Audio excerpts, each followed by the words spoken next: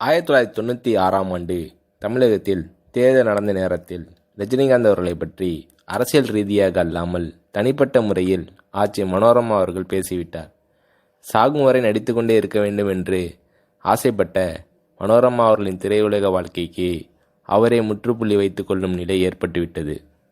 ரஜினிகாந்த் அவர்களை பற்றி பேசியதால் மனோரமா அவர்களுக்கு புதிய படங்கள் புக்காகவில்லை. ஏற்கனவே ஒப்பந்தம் செய்யப்பட்ட படங்களிலிருந்து அவரை நீக்கிவிட்டார்கள். அது மட்டுமல்ல, மனோரமா அவர்கள் இடம்பெற இருந்த டிவி விளம்பரங்கள் கூட நிறுத்தப்பட்டன.